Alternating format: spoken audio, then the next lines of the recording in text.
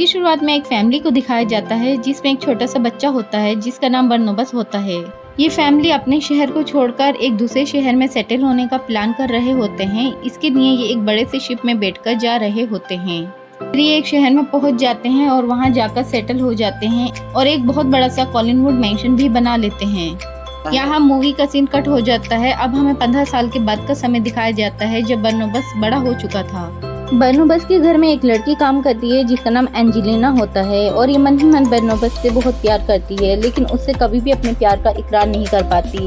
एक दिन वो हिम्मत जुटाकर बरनबास से अपने प्यार का इजहार करती है, लेकिन ये सुनकर बरनबास बहुत गुस्सा हो जाता है और उसे इनकार कर देता है क्योंकि बरनबास किसी और लड़की से प्यार करता था। उस लड़की का नाम जोसेट होता है। बरनबास के मना करने के बाद एंजेलिना को बहुत ज्यादा गुस्सा आ जाता है। एंजेलिना काला जादू जानती थी। वो अपने जादू से बरनबास के माता पिता को मार डालती है और बरनबास को भी शाप देती है जिससे वो प्यार करेगा वो मर जाएगी। एंजेलिना को जब बरनबास और जोसेट के प्यार के बारे में पता चलता है तो वो जोसेट पर काला जादू कर देती है और उसे अपने वश में कर लेती है, जिससे जोसेट एक पहाड़ी पर चली जाती है सुसाइड करने के लिए क्योंकि वो एंजेलिना के वश में होती है। बरनबास तभी वहाँ पर पहुँच जाता है, लेकिन इतने में ही वो पहाड़ी से कूद जाती है। ये देखकर बरनबास बहुत ही ज्यादा दुखी होता है और वो भी पहाड़ी से कूदकर अपनी जान दे देता है, लेकिन एंजेलिना ने उसे काले जादू से वैम्पायर बना दिया था, इसलिए वो इतनी ऊंचाई से कूदने के बाद भी नहीं मरता और वापस अपने मेंशन में आ जाता है। लेकिन एंजेलिना सभी गांव वालों को वहां पर ले आती है और गांव वालों को बताती है कि बरनबास कोई इंसान नहीं बल्कि वो एक वैम्पायर है। इसलिए सभी बरनबास को एक ताबूत में बंद कर देते हैं और ताबूत को जंजीरों से बांधकर जिंदा दफन कर देते हैं। इसके बाद हमें 1972 का समय दिखाया जाता है, यानी बरनबास को दफनाए हुए 200 साल बीत चुके हैं। यहाँ एक लड़की को दिखाया जाता है जो कि जोसेट की तरह दिखती है और इसका नाम विक्टोरिया होता है और ये जॉब करने के लिए कॉलिंगवुड आई है। यहाँ उसकी मुलाकात सबसे पहले एक औरत से होती है जिसका नाम एलिजाबेथ होता है। एलिजाबेथ ने विक्टोरिया को अपने भाई के बेटे की देखभाल के लिए बुलाया था। एलिजाबेथ भी कॉलिंग फैमिली से ताल्लुक रखती थी। एलिजाबेथ उसे बताती है कि उसके भाई के छोटे बेटे को ऐसा लगता है कि उसकी माँ अभी जिंदा है, उसकी माँ की आत्मा अभी भी उससे मिलने आती है, इसलिए वो विक्टोरिया को उसकी देखभाल के लिए बुलाते हैं। विक्टोरिया पूछती है कि उसकी माँ की मौत कैसे हुई। एलिजाबेथ बताती है कि उसकी माँ की मौत पानी में डूबने से हुई थी। आगे दोनों को डिनर करते हुए दिखाया जाता है। तभी वहाँ पर एक लेडी आ जाती है जो कि एक डॉक्टर होती है, जिसे एलिजाबेथ ने अपने भतीजे के दिमाग के इलाज के लिए बुलाया था ताकि उसे अपनी माँ की आत्मा दिखना बंद हो जाए और वो ठीक हो जाए। आगे विक्टोरिया को दिखाया जाता है वो अपने कमरे में होती है। वहाँ उसे सफ़ेद कपड़ों में कोई दिखता है। वो कपड़ा हटाती है तो वहाँ पर जोसेट की आत्मा होती है। वो विक्टोरिया को बताती है कि अब वो आ चुकी है। तभी हमें आगे कुछ वर्कर्स को दिखाया जाता है जो कि खुदाई का काम कर रहे होते हैं। तभी उन्हें एक बहुत बड़ा सा ताबूत मिलता है और ये ताबूत बरनबास का होता है जो 200 साल पहले ज़मीन में दबाया गया था, क्योंकि 200 साल के बाद भी ताबूत में बरनबास जिंदा था और वो अपने बाहर आने का इंतज़ार कर रहा था। तभी ताबूत को खोल दिया जाता है और बरनबास आज़ाद हो जाता है। 200 साल से वो बहुत ज़्यादा भूखा था और वो सभी वर्कर्स को मारकर खा जाता है, उनका खून पी लेता है और अपनी भूख शांत कर लेता है। फिर वो अपने मेंशन में पहुंच जाता है जहां मेंशन के बाहर उसे नौकर मिलता है। बरनबास उसे अपने वश में कर लेता है और नौकर से पूछता है कि उसका परिवार कहाँ है। नौकर कहता है तुम्हारा वंश आज भी जिंदा है। तभी वो घर के अंदर आ जाता है। वहाँ पर एलिजाबेथ की बेटी और उसका भतीजा बैठा होता है। वो लोग बरनबास को कोई पागल समझते हैं क्योंकि बरनबास कुछ अजीब ही कपड़े पहने हुआ था। तभी वहाँ पर एलिजाबेथ आ जाती है और वो बरनबास को देखती है। बरनबास बताता है कि दीवार पर जो तुम वंशज की तस्वीर देख रहे हो वो मैं ही हूँ, लेकिन एलिजाबेथ उसको बहरूपिया बताती है, जिस पे बरनबास को बहुत ज़्यादा गुस्सा आ जाता है और वो एलिजाबेथ का हाथ पकड़कर एक तहखाने में ले जाता है जहाँ पर बेशुमार खजाना पड़ा होता है। ये देखकर एलिजाबेथ भी समझ जाती है कि ये बरनबास ही है, लेकिन एलिजाबेथ को उससे डर लगता है क्योंकि 200 साल तक वो जिंदा रहा, ऐसा कैसे हो सकता है। बरनबास उसे बताता है कि वो कोई इंसान नहीं बल्कि वैम्पायर है और वो वादा भी करता है कि उसकी फैमिली को कभी वो कोई नुकसान नहीं पहुंचाएगा। उसके बाद ये लोग डिनर करते हैं जहाँ पे एलिजाबेथ की पूरी फैमिली बैठी होती है और एलिजाबेथ बताती है कि ये हमारे दूर के रिश्तेदार हैं, इनका नाम बरनबास है। तभी बंदोबस्त को पता चलता है कि उसका ख़ानदानी फ़िशिंग का काम पूरी तरह से बर्बाद हो चुका है। तभी अचानक वहाँ विक्टोरिया आ जाती है, जिसे देखकर बंदोबस्त हैरान हो जाता है क्योंकि उसकी शक्ल हूबहू जोसेट से मिलती थी। वो उसे जोसेट कहकर पुकारता है। तभी विक्टोरिया उसके पास जाकर उसे बताती है कि उसका नाम विक्टोरिया है। इसके बाद एंजेलिना को दिखाया जाता है।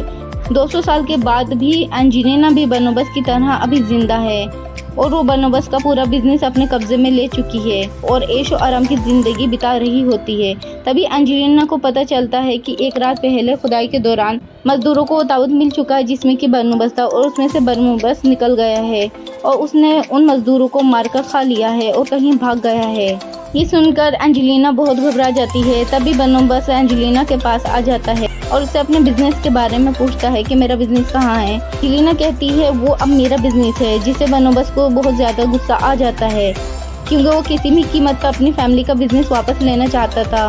वो शहर की फिशिंग व्यापारियों से मिलता है और उन्हें वश में कर लेता है, जिसके बाद सभी उसका साथ काम करने लगते हैं।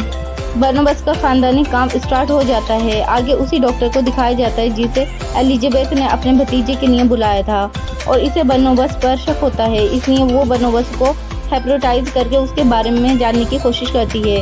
उसे पता चलता है कि वो कोई इंसान नहीं बल्कि वैम्पायर है। डॉक्टर तुरंत एलिजाबेथ को बताती है और सब जानने के बाद एलिजाबेथ बोलती है उसे सब कुछ पहले से ही पता है। एलिजाबेथ बोलती है मुझे पता है वो वैम्पायर है, लेकिन उसने वादा किया है वो किसी को कोई नुकसान नहीं पहुँचाएगा। इसके बाद बंदोबस्त को दिखाया जाता है। बंदोबस्त विक्टोरिया को इम्प्रेस करने की कोशिश करता है, लेकिन विक्टोरिया हंसने लगती है। तभी उसको याद आता है कि उसका ज़माना कुछ और था, ये ज़माना कुछ और है। इसलिए वो जंगल में पार्टी करने के लिए कुछ यंग लड़के लड़कियों को बुलाता है और उनके साथ पार्टी करता है और उनसे पूछता है कि लड़की को कैसा पटाया जाए।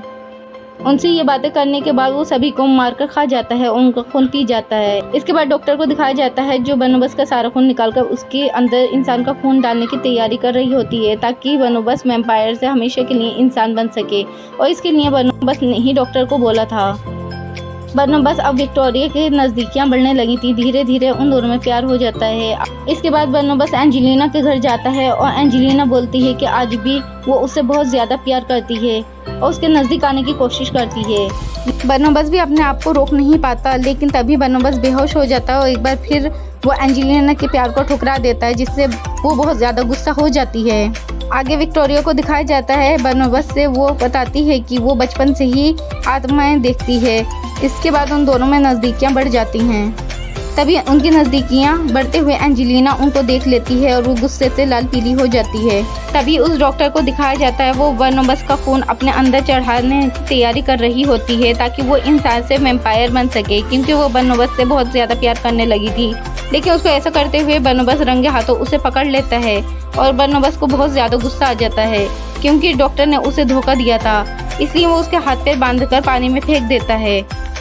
इसके बाद बंदोबस्त को एलिजाबेथ के हस्बैंड के बारे में भी पता चलता है कि वो बहुत बड़ा पैसे का लालची है। बंदोबस्त उसको धमकाता है कि या तो वो अपने बेटे को यहाँ रहकर ध्यान से पाले या फिर पैसे लेकर यहाँ से चले जाए, लेकिन वो बेटे को नहीं बल्कि पैसे को चुनता है और अपने बेटे को रोता बिलखता छोड़कर चला जाता है। वहीं विक्टोरिया और एलिजाबेथ भी होते हैं। तभी खिड़की से धूप आती है और वो बंदोबस्त पर पड़ जाती है, जिससे बंदोबस्त जलने लगता है। विक्टोरिया और उसके बच्चे को पता चलता है कि बंदोबस्त कोई इंसान नहीं बल्कि वैम्पायर है। विक्टोरिया को बहुत ज़्यादा दुख होता है, वो उससे नफरत करने लगती है। बंदोबस्त को भी बहुत ज़्यादा दुख होता है। तभी एंजेलिना के पास वो जाता है और उसे बोलता है कि उसे वैम्पायर का शाप से मुक्त कर दे, लेकिन एंजेलिना उसके साथ बिजनेस करने का ऑफर देती है और उससे फिर से प्यार का इजहार करती है, लेकिन बंदोबस्त फिर से उसका प्यार ठुकरा देता है।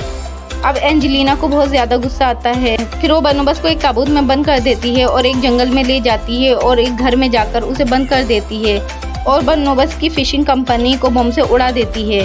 तभी वहाँ पर एक बच्चा आ जाता है और वो बंदोबस्त को आज़ाद कर देता है। वो बच्चा बताता है कि उसको उसकी माँ की आत्मा दिखती है। उसकी माँ ने ही उसे बताया था कि ताबूत में एक इंसान है, उसको छुड़ाना है। इसके बाद एंजेलिना पुलिस और सब लोगों को इकट्ठा करती है और बंदोबस्त को मेंशन से बाहर ले आती है और सबको बताती है कि बंदोबस्त ने ही डॉक्टर को मारा है और इसमें बंदोबस्त की पूरी फैमिली शामिल है। तभी वहाँ पर बंदोबस्त आ जाता है और बंदोबस्त को देखकर वो चौंक जाती है। बंदोबस्त सबको बताता है कि वो इंसान नहीं बल्कि वैम्पायर है और एंजेलिना ने ही उसे वैम्पायर बनाया है क्योंकि ये एक विच है। सबूत देने के लिए वो एंजेलिना के गर्दन का खून पीने लगता है, लेकिन एंजेलिना को कुछ नहीं होता। अब सब समझ जाते हैं कि ये दोनों ही इंसान नहीं हैं। वो पीछे हटकर वापस चले जाते हैं। इसके बाद बर्नबास और एंजेलिना में बहुत ज़्यादा फाइट होती है, लेकिन बर्नबास उसकी ताकत के आगे कमज़ोर पड़ जाता है। तभी एंजेलिना बच्चे के पास जाती है और बोलती है, तुम बच्चे हो, मेरा कुछ नहीं बिगाड़ सकते। इस पर बच्चा बोलता है, तुम अभी मेरी माँ को नहीं जानती, वो तुम्हें मार देगी। तभी उसकी माँ की आत्मा आ जाती है और एंजेलिना पर हमला कर देती है। एंजेलिना बहुत ही बुरी तरह से जख्मी हो जाती है।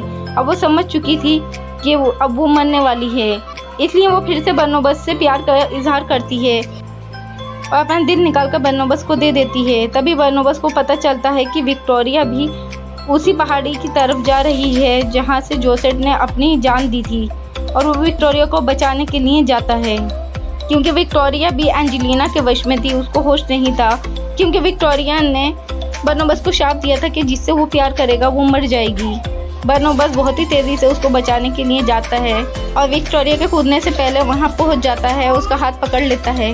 विक्टोरिया उससे बोलती है कि मैं तुमसे बहुत ज़्यादा प्यार करती हूँ और वैम्पायर बनकर तुम्हारे साथ हमेशा रहना चाहती हूँ, लेकिन बर्नबास उसे वैम्पायर बनने से मना कर देता है। विक्टोरिया वहाँ से कूद जाती है, तभी बर्नबास भी कूद जाता है। गिरने से पहले उसका हाथ पकड़ लेता है और उसका खून पीकर उसे वैम्पायर बना देता है। अब ये दोनों सदियों तक हमेशा जिंदा रहेंगे। इसके बाद पानी के अंदर डॉक्टर को दिखाया जाता है जो बर्नबास का खून चढ़ाने की वजह से वैम्पायर बन चुकी थी, और वो जाग जाती है और यहीं पर फिल्म की एंड हो जाती है। दोस्तों, आपको ये कहानी कैसी लगी कमेंट करके ज़रूर बताएं।